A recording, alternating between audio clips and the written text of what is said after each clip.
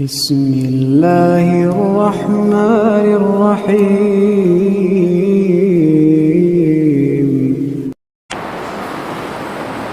الحمد لله نحمده ونصلي ونسلم على رسوله الكريم. أما بعد فأعوذ بالله من الشيطان الرجيم. بسم الله الرحمن الرحيم. كذبت ثمود بطغواها إذ انبعث أشقاها فقال لهم رسول الله ناقة الله وسقياها فكذبوه فعقروها فدمدم عليهم ربهم بذنبهم فسواها ولا يخاف عقباها. صدق الله العلي العظيم. محترم دوستو عزیزو،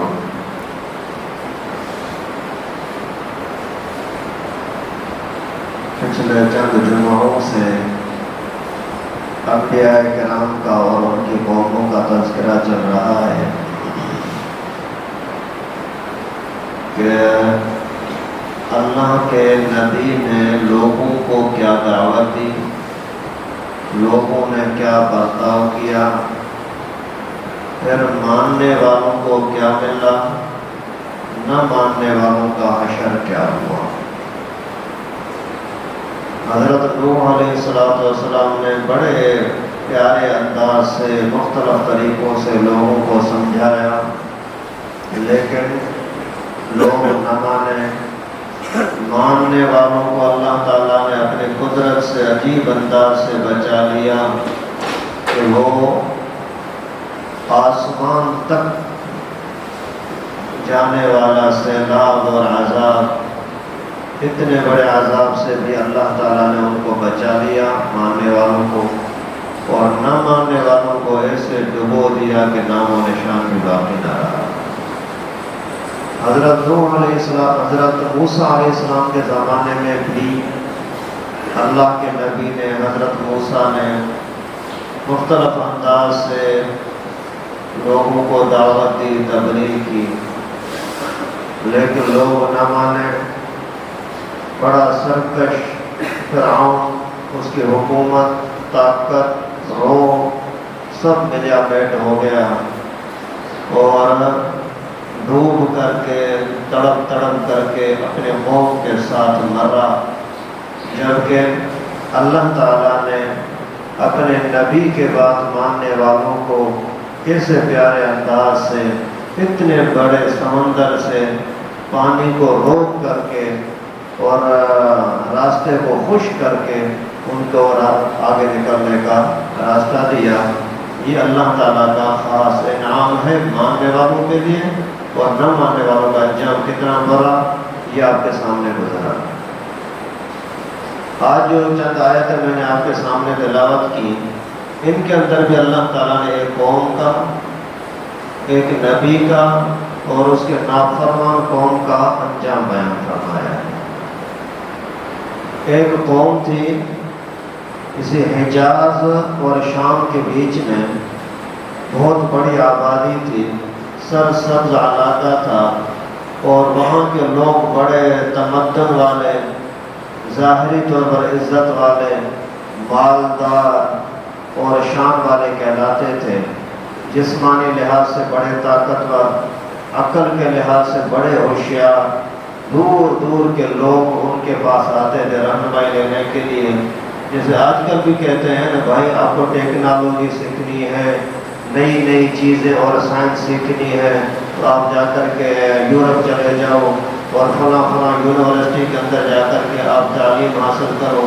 اس زمانے کے اندر اسی علاقے کو، یعنی شام اور حجاز کے بیچ مقام ہجر، وہاں لوگ جاتے تھے، جا کر کے تعلیم حاصل کرتے یا پھر وہاں سے کچھ نئی نئی باتیں لاتے تھے۔ ان کی طرف اللہ تعالیٰ نے ایک نبی مبعوث فرمائے، اس نبی کا نام ہے حضرت صالح علیہ السلام۔ پہلے وہ قوم شرک نہیں تھی، انبیاء کرام کی تعلیم پر چلتی تھی، لیکن چلتے چلتے ان کے اندر یہ دنیا کا کی خواہش اور دنیا کی محبت ایسے دماغ کے اندر بیٹھی تو انہوں نے اپنے محل بنانے کی طرف توجہ زیادہ دی۔ میرا بنگلہ اسپیشل ہونا چاہیے، میرا گھر بڑا خوبصورت ہونا چاہیے، ایک دوسرے کے ساتھ مقابلے کرتے کہ میرا گھر دیکھو اس سے اچھا، اس کا گھر اس سے اچھا۔ اسی طریقے سے انہوں نے مکان بنانے کے لیے پہاڑوں کا رخ کیا۔ جو پہاڑ جتنا اوپر ہوتا بلند ہوتا، اسی کے کسی مضبوط چٹانوں کو کاٹ کاٹ کر کے اندر کمرے بناتے، بڑے اسی کے اندر اعلیٰ قسم کے گھر بنا دیتے، پھر ہوا کا رخ وغیرہ اس طرح سے خوبصورت کرتے کہ دیکھو میرے گھر جیسا کسی اور کا گھر نہیں، میرے گھر جیسا ٹھنڈا دیکھو، حسین دیکھو۔ پھر اسی گھر کے باہر سے اندر سے بڑے پتھروں کو کاٹ کاٹ کر تراش کر کے اور نقش و نگار بناتے۔ پھر اسی نقش و نگار پہ بناتے بناتے شیطان نے، ابلیس نے ان کے دماغ میں یہ بات ڈالی، دیکھو تو نے پھول کتنا خوبصورت بنایا، تو نے یہ کتنا بنایا، یہ کتنا خوبصورت بنایا، ابھی ایسا کرو کہ اپنے خداؤں کے بتوں کے بھی یہاں تصویریں بنا دو۔ پھر بتوں کی تصویریں آ کر کے گھروں کے اندر پتھروں پر تراشنا شروع کر دیں۔ پھر وہ نسل جیسے چلی گئی، نئی نسل آئی، ان کو پھر شیطان نے، ابلیس نے سکھایا کہ یہ جو تمہارا خدا ہے سامنے بنا ہوا، اسی کی عبادت کرو، تیرا دادا بھی اسی کی عبادت کرتا تھا، تیرا ابو بھی اسی کی عبادت کرتا تھا۔ اسی طریقے سے ان کو بھڑکا کر کے اور اسی تصویروں کی بتوں کی بت پرستی کا اندر لگا دیا۔ اور اللہ تعالیٰ کا قانون ہے، جو بندہ اللہ تعالیٰ کی عبادت سے ہٹ جاتا ہے نا، اس کی عقل خراب ہو جاتی ہے، پاگل ہو جاتا ہے، پھر وہ غلط چیزوں کو اچھا سمجھنے لگتا ہے، اچھی چیزوں کو گھٹیا اور برا سمجھنے لگتا ہے۔ پھر ان کے اندر آ کر کے ظلم بھی شروع ہو گیا، جو طاقتور ہوتا وہ غریبوں پر ظلم کرتا، ان کی چیزوں پر قبضہ کر لیتا، اور دھوکہ، ظلم اور سرکشی ان کے اندر بہت زیادہ ہو گئی۔ تو ان گناہوں کو، خرابیوں کو مٹانے کے لیے اللہ تعالیٰ نے ان کی طرف اپنے نبی کو مبعوث فرمایا۔ اس نبی کا نام ہے حضرت صالح علیہ السلام۔ وَإِلَىٰ ثَمُودَ أَخَاهُمْ صَالِحًا، اللہ تبارک و تعالیٰ فرماتے ہیں کہ میں نے قوم سمود کی طرف انہی کے قوم کا بندہ حضرت صالح اس کو نبی بنا کر کے بھیجا۔ انہوں نے جا کر کے لوگوں کو بہت سمجھایا، تبلیغ کی، تعلیم کی، لیکن لوگ پہلے تو مان ہی نہیں رہے تھے۔ كُنتَ فِينَا مَرْجُوًّا، وہ کہتے تھے کہ صالح تو بڑا شریف آدمی ہے، بڑا نیک آدمی ہے، ہم سب سے زیادہ اچھا تجھے سمجھتے تھے، اور تیرے جیسا حسین ہمارے ہاں کوئی نہیں ہے، تیرے جیسا بااخلاق ہمارے ہاں کوئی نہیں ہے، اور تیرے جیسا عزت والا، شان والا، سارے لوگ آپ کی عزت کرتے، لیکن ابھی جب سے تو نے ہمارے رسم رواج کی مخالفت شروع کی ہے نا، ابھی تجھ سے بڑی نفرت ہے، ہم تمہیں مار دیں گے، یہاں سے نکال دیں گے۔ خود کہتے ہیں کہ تو ہمارے سامنے سب سے زیادہ عزت والا ہے، لیکن ہمارے خداؤں کی، ہمارے بتوں کی مخالفت نہ کر۔ اللہ کے نبی کا کام ہی یہ ہوتا ہے کہ غلط چیزوں کو روکنا۔ کوئی راضی ہوتا ہے تو بھی ٹھیک ہے، اگر ناراض ہوتا ہے تو بھی ٹھیک۔ خیر اللہ تعالیٰ کی قدرت سے کچھ لوگ، کمزور لوگ، علاقے کے جو غریب تھے، وہ تو حضرت صالح علیہ السلام کی دعوت کو قبول کر کے مسلمان ہو گئے۔ حالانکہ بہت بڑا علاقہ تھا، حجاز اور شام کے بیچ میں 1700 1700 بستیاں تھیں، جن کی طرف حضرت صالح علیہ السلام کو پیغام دے کر کے بھیجا گیا تھا۔ کچھ لوگوں نے مانا، زیادہ تر نہیں مان رہے تھے۔ خیر پھر یہ لڑائیاں شروع کر دیتے، ارے تو کون سا بڑا آدمی ہے، تجھے جانتا کون ہے کہ تو بھی آ کر کے صالح کے پیچھے لگ گیا اور اس کی باتوں میں آ گیا۔ آخر اللہ کے نبی بھی اپنا کام کرتے رہے، دشمن بھی دشمنی کے اندر آگے بڑھتے رہے، یہ سلسلہ کافی زمانے تک چلتا رہا۔ ایک دن انہوں نے آپس میں مشورہ کیا، مشورہ کر کے کہنے لگے کہ اے صالح ایسا کرتے ہیں، کل ہمارا عید کا دن ہے، سارے ہم عید کے دن جاتے ہیں وہ فلاں فلاں خوبصورت پہاڑوں کے پاس، ساری بستیاں وہاں اکٹھی ہوتی ہیں، اور وہاں جا کر کے اسی خوبصورت منظر میں اعلیٰ قسم کے نظارے میں سارے لوگ اپنا خدا وہاں لے آتے ہیں، بت وہاں لے آتے ہیں، اور پھر آپ بھی وہاں آ جاؤ، وہاں دیکھتے ہیں ہم بھی اپنے رب کو پکارتے ہیں، تو بھی اپنے رب کو پکار، دیکھیں جو سچا ہوگا اسی کی بات سچی نکلے گی، جو جھوٹا ہوگا اس کی بات جھوٹی نکلے گی۔ حضرت صالح علیہ السلام نے ان کو فرمایا کہ دیکھو آپ نے اپنے بتوں کو اپنے ہاتھوں سے بنایا، جب تک یہ نہیں تھے تو بھی تو تم زندہ تھے، تھوڑا اپنے عقل سے سوچو تو صحیح،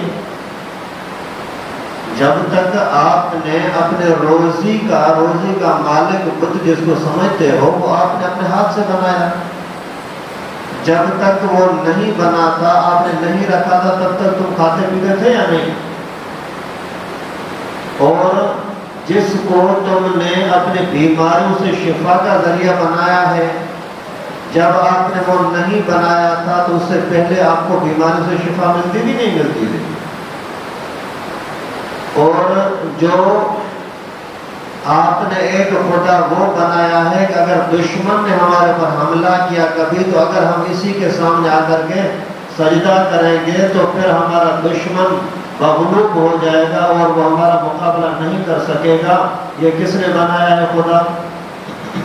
لوگوں نے بنا وہ فلاں جگہ پر جو ہے مستری، اس مستری نے یہ بنایا ہے۔ اچھا، تو یہ بنانے سے پہلے کبھی آپ کی کسی ملکوں کے ساتھ جنگیں ہوئی ہیں؟ بولا ہاں ہوتی رہتی ہیں۔ پھر اس وقت تمہیں کون بچاتا تھا؟ جب اس طرح کی دلیلیں تھی تو وہ لاجواب ہوئے، پھر گالیوں پر اتر آئے، نہیں تو صحیح نہیں تجھے مار دیں گے۔ ہمیشہ باطل کی یہی عادت ہوتی ہے، جو گندا غلط آدمی ہوتا ہے جھوٹ بولتا ہے اور گالیاں بکتا ہے۔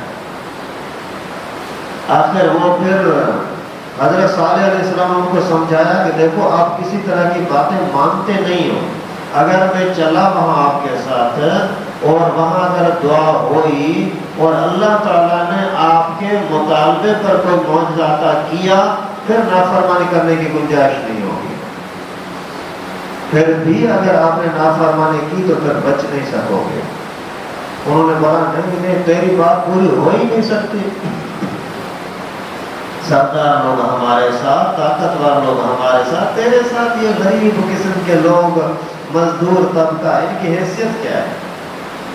اللہ کے نبی صلی اللہ علیہ وسلم حضرت صالح علیہ السلام وہ ان کے ساتھ چلے گئے۔ آخر اسی پہاڑوں کے بیچ میں بڑا خوبصورت منظر تھا، سارے پریشان تھے حضرت صالح علیہ السلام کی وجہ سے کہ اسی نے آ کر کے نعوذ باللہ فتنہ مچایا ہے، ہم تو بڑے اچھے لوگ ہیں، خود کسی کو ناجائز قتل کر دے یہ بھی ان کے سامنے اچھا تھا، اگر کسی کے مال پر قبضہ کر لے یہ بھی اس کو بھی اچھا سمجھتے تھے، اگر کسی کے ساتھ دھوکہ کرے، ظلم کرے، ٹھگی کرے، جھوٹ بولے، وہ سارا ان کی نظر میں صحیح تھا۔ اللہ کو چھوڑ کر کے اپنے ہاتھوں سے بتوں کو سجدہ کریں یہ بھی ان کو اچھا لگتا تھا، لیکن اللہ کی بات، اللہ کے نبی کی بات ان کو اچھی نہیں لگ رہی۔ آخر وہاں اکٹھے ہوئے، دعائیں کرنے لگے اپنے بتوں سے، تو حضرت صالح علیہ السلام نے ان کو فرمایا کہ آپ ایسی چیز کا مطالبہ کریں جو واقعی نظر آئے، پہلے ایسا نہیں ہوتا تھا ابھی یہ ہو گیا، پتہ تو لگے کہ واقعی تمہارا خدا کوئی کام کر رہا ہے، باقی تم روزانہ کی روٹی کھا رہے ہو اللہ کی طرف سے، اسی کے بارے میں بولو کہ روٹی دے دے، یہ تو کوئی نئی بات نہیں ہے۔ آخر وہ گڑ گڑاتے رہے، روتے رہے، لیکن ان سے کوئی بھی نئی چیز نظر آئی نہیں۔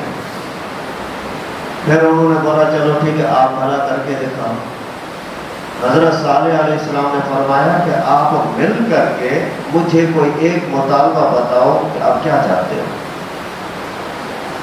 تو ان سب نے مل کر کے ایک بندہ تھا جندع بن عمر، اسی کو اپنا سردار مانا، وہاں اس علاقے میں 9 بڑے بڑے سردار تھے، بادشاہ تھے، اور اسی جندع کو بولا کہ یہ جو فیصلہ کرے گا وہی قبول ہے۔ تو جندع نے کیا کیا، بولتا ہے کہ دیکھو یہ پہاڑ ہے نا، اس پہاڑ سے ہم چاہتے ہیں کہ کوئی اونٹنی نکلے لیکن نئی ڈیزائن کی ہو، اس کا سر کا کلر ایسا ایسا ہو اور جسم کا کلر ایسا ایسا ہو، اور یہاں جو اس طرح کی اونٹنیاں ہیں ان سے ملتی جلتی نہ ہو، اور نکلے بھی پہاڑ سے، ہمارے سامنے نکلے، پھر جیسے ہی نکلے تو اتنا بڑا پیٹ و گاپن ہو کہ نکلتے ہی ہمارے سامنے اس کا بچہ بھی ہو۔ اگر یہ تو مطالبہ ہمارا پورا کرتا ہے تو ہم مان لیں گے، اگر نہیں تو پھر ہم تو یہ نبی نہیں مانتے۔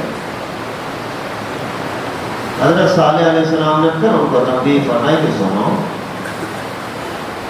یہ اللہ رب العالمین کے سامنے کرنا کوئی مشکل نہیں ہے۔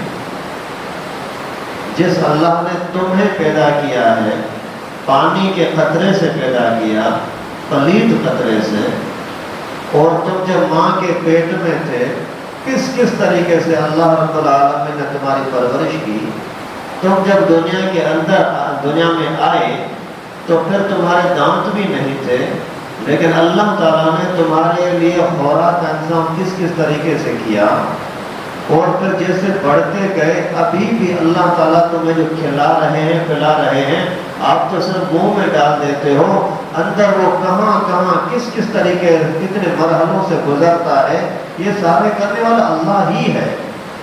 جب اللہ رب العالمین اتنا بڑا کام کر سکتا ہے تو اس پتھر سے اونٹنے کو نکالنا اللہ کے لیے مشکل نہیں ہے، لیکن مجھے خطرہ ہے تمہارے اوپر۔ اگر آپ کے مطلب کا معجزہ نظر آ بھی گیا پھر بھی نہ مانا نہ، پھر تمہاری خیر نہیں، پھر تم بچ نہیں سکو گے۔ لیکن وہ ضد کرتے نہیں، پھر تو ہم مان لیں گے۔ تو حضرت صالح علیہ السلام نے 2 رکعت نماز کی نیت باندھی، نفل پڑھے، اور اپنے مقتدیوں کو جو ماننے والے لوگ تھے ان کو فرمایا کہ آپ دعائیں کرو، اللہ کا ذکر کرو، جب میں دعا کروں تو آپ میری دعا پر آمین کرو۔ یہ بہت بڑا عظیم ایک نسخہ ہوتا ہے، اجتماعی جو دعا ہوتی ہے اس میں بڑی برکت ہوتی ہے۔ آج کل ہم جو یہ رسمی دعائیں کرتے ہیں نا، ہاتھ اٹھایا پھر ہاتھوں کے ساتھ کھیل رہے ہیں اور پتہ نہیں ادھر ادھر دیکھ رہے ہیں، ان چیزوں کے اندر برکت نہیں ہوتی۔ خیر، جیسے ہی دعا کی تو اللہ کی قدرت، سارے لوگ میلے میں اکٹھے ہیں، عید کا دن ہے، سب کی نظر اسی پہاڑ کے اوپر ہے۔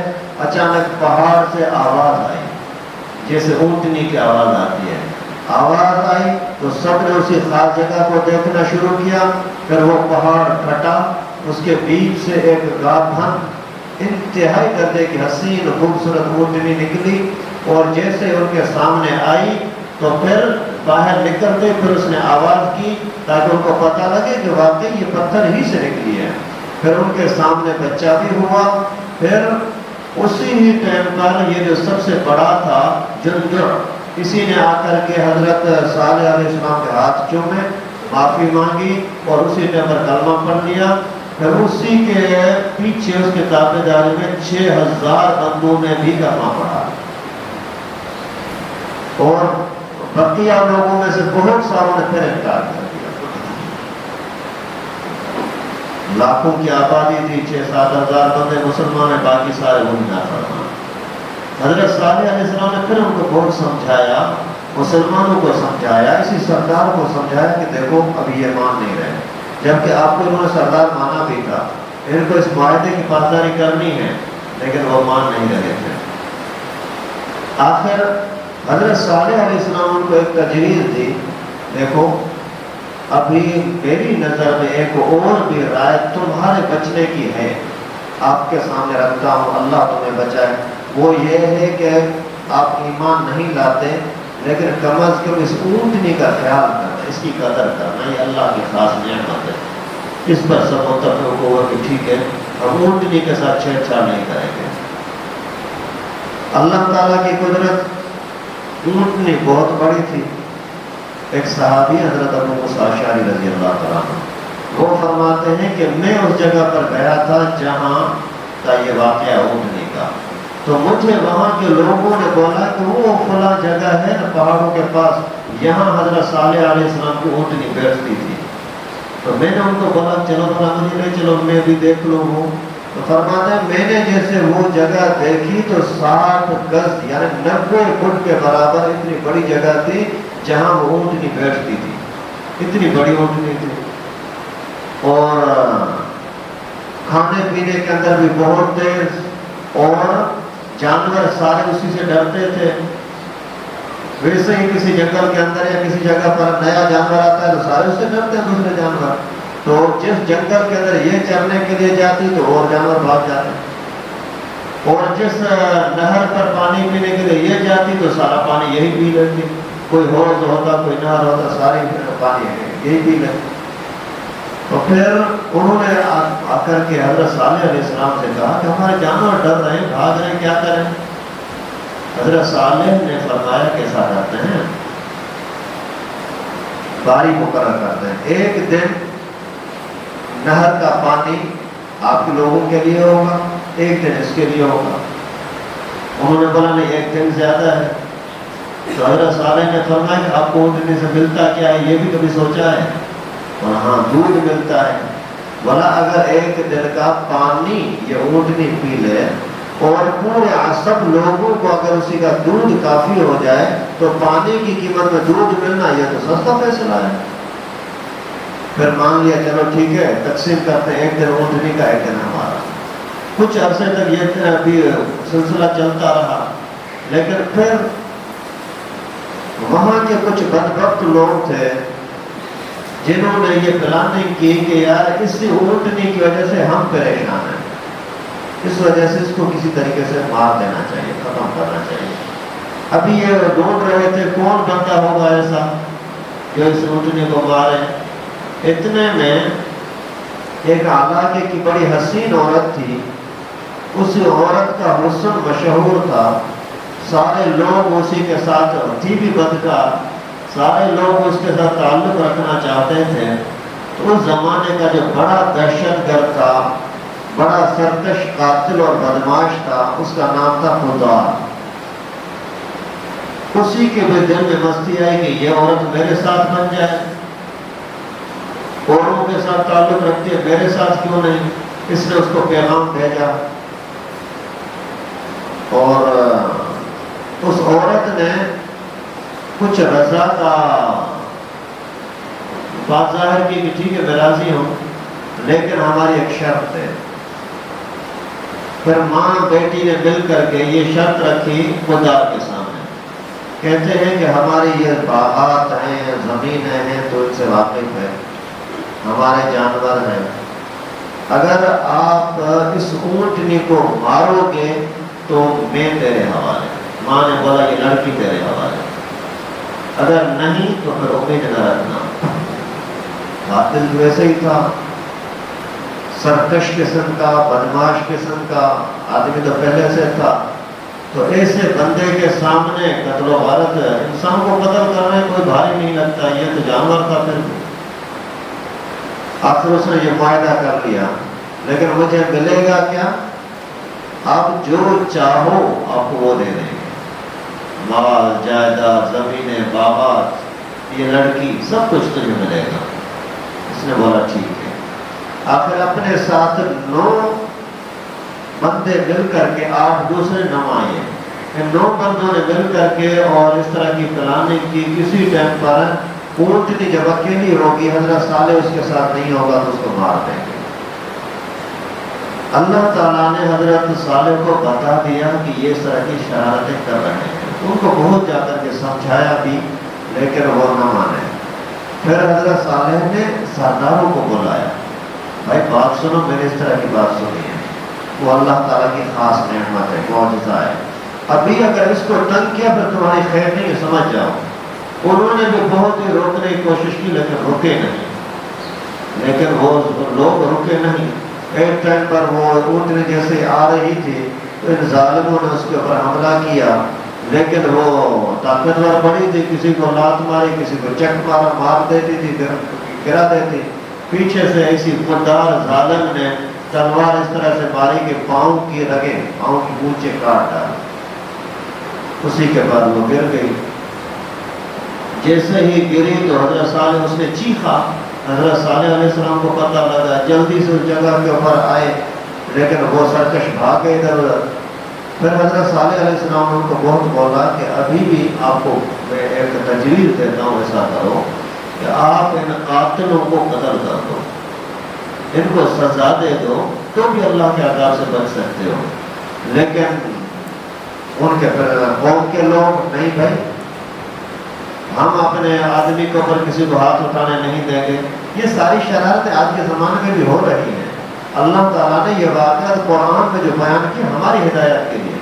آج کل بھی ایسے لوگ ہیں، ہر وہ برائی جو اس زمانے میں تھی، میں ہر ایک کو الگ الگ بیان نہیں کر سکتا ٹائم کے مناسبت سے، لیکن آپ خود سوچتے جائیں کوئی خرابی اگر انہوں نے کی تو وہ آج ہے یا نہیں ہے تو بڑا سزا کے حقدار بھی ہے. آخر حضرت صالح علیہ السلام نے فرمایا کہ چلو بڑا اسی کے بچے کو ڈھونڈو، وہ کہاں ہے. بچے کو ڈھونڈنے کے لیے نکلے، گھومتے ایک جگہ پر نظر آیا. اللہ تعالیٰ سے دعائیں کرنے لگے کہ اللہ اس کا بچہ مل جائے.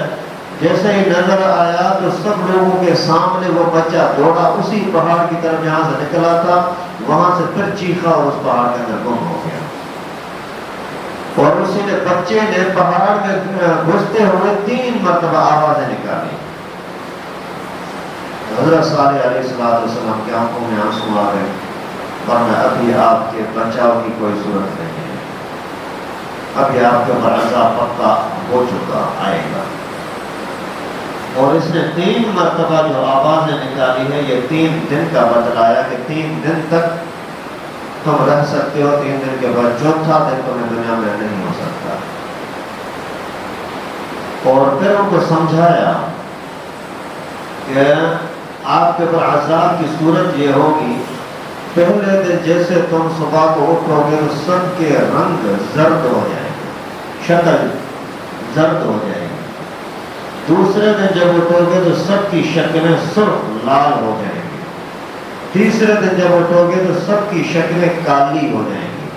پھر کالے ہونے کے بعد چوتھا دن تمہارے پر گزرے گا نہیں اور مر جاؤ گے. تو پھر وہی بدماش ٹولہ، خوددار والا قبیلہ، انہوں نے بولا کہ یار یہ روزانہ دھمکیاں دے رہا ہے، کسی کو مار دو نعوذ باللہ. حضرت صالح علیہ السلام عبادت کے لیے جیسے جاتے تھے تو اس راستے میں جا کر کے یہ بیٹھ گئے کہ جیسے ہی حضرت صالح آئے گا تو اس پر حملہ کریں گے، مار دیں گے. کل ہم نے اونٹنوں کو مارا، کیا ہوا؟ آج اس کو بھی مار دیں گے، کیا ہو سکتا ہے. اللہ کی قدرت جیسے حضرت صالح علیہ السلام جانے لگے اپنی عبادت کے لیے تو یہ بھی ظالم تلواروں کے ساتھ سامنے آ گئے. جیسے قریب آئے تو اللہ کی طرف سے حضرت جبرائیل نے ایسا پتھر پھینکا ان کے اوپر کہ سب کے سر کچل گئے. اور جو اس کے قوم کے لوگ تھے وہ انتظار میں تھے، ابھی آئیں گے ابھی آئیں گے ابھی آئیں گے، وہ آئے نہیں. پھر جا کر کے دیکھا کرے وہ تو مرے پڑے ہیں، سر کچلا ہوا ہے ان کا. پھر انہوں نے سوچا کہ یہ شاید حضرت صالح نے ان سب کو مارا ہے. پھر انہوں نے سب نے مل کر کے حضرت صالح کے گھر کا گھیراؤ کیا کہ ہم ان کو ماریں گے، سب بچوں کو ذبح کریں گے. حضرت صالح علیہ السلام نے پھر ان کو سمجھایا کہ بھائی اللہ کی طرف سے عذاب ہے، میں نے نہیں مارا ان کو، آپ نے مجھے دیکھا نہ، میرے ہاتھ میں کوئی تلوار ہے نہ کچھ. میں تو شروع سے آپ کو سمجھا رہا ہوں کہ اللہ کے دین کے دشمن نہ بنو، دین والوں کے دشمن نہ بنو، اللہ کی دی ہوئی نعمتوں کی بے قدری نہ کرو، عذاب آئے گا. لیکن تم مان ہی نہیں رہے. آخر اتنے میں وہی سردار جو مسلمان ہوا تھا اسی نے آ کر کے فیصلہ کیا، چلو ایسا کرتے ہیں، تم لاکھوں لوگ ہو، یہ چند ہزار ہیں، ہم درخواست کرتے ہیں حضرت صالح سے کہ وہ یہاں سے نکل جائے. حضرت صالح علیہ السلام نے فرمایا ٹھیک ہے، کیونکہ اللہ تعالیٰ نے پہلے سے بتا دیا تھا کہ عذاب آنا ہے. یہ سارے مسلمان وہاں سے جیسے ہی باہر نکلے اللہ کی قدرت ان کے چہرے زرد ہو گئے. دوسرے دن سب کے چہرے سرخ ہوئے. جیسے سرخ ہوئے تو پھر آپس میں مشورہ کیا تو واقعی لگتا ہے کہ یہ بات حضرت صالح کی صحیح ہے. لیکن جب عذاب آنا شروع ہو جائے تو رکتا نہیں ہے، تو رکتا نہیں. صرف ایک نبی کا رکا ہے، وہ انشاءاللہ موقع ملا تو پھر اس موقع پر بتاؤں گا. عذاب آنے لگا، انہوں نے توبہ کی، پھر عذاب رک گیا. یہ تفصیلی بات انشاءاللہ پھر بتاؤں گا. پھر جب ان کے سرخ چہرے ہو گئے تو پھر انہوں نے سوچا کہ ابھی ایسا کرتے ہیں کہ اپنے مکان جو پہاڑوں کے اندر مضبوط پہاڑوں میں ہیں ان کو خالی کر دیتے ہیں. جیسے حالات خراب ہوئے تو پہاڑوں کے اندر چلے جائیں گے، کون ہمیں کیا کر سکتا ہے. اسی نیت کے ساتھ وہ پھر بھی تسلی کے ساتھ بیٹھے رہے.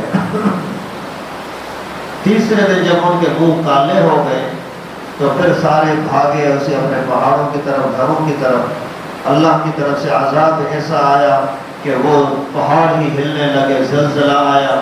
پھر بڑی چیخ نکلی، اللہ کے کسی فرشتے نے چیخ ماری. جیسے ہی چیخ ماری تو ان کے کلیجے پھٹ گئے اور تیز ہوائیں نکلی، جن کی وجہ سے لوگ پتھروں کے ساتھ، درختوں کے ساتھ ٹکرا ٹکرا کر کے مر گئے. اللہ تعالیٰ نے اسی پوری کی پوری قوم کو تباہ کر دیا. یہ واقعہ خود اللہ تعالیٰ نے قرآن پاک میں بیان کرا ہے. کذبت ثمود بطغواہا، قوم ثمود نے سرکشی کی، نافرمانی کی. اللہ کے نبی نے وہ لوگوں کو سمجھایا لیکن وہ مانے نہیں، عذاب کے اندر آ گئے.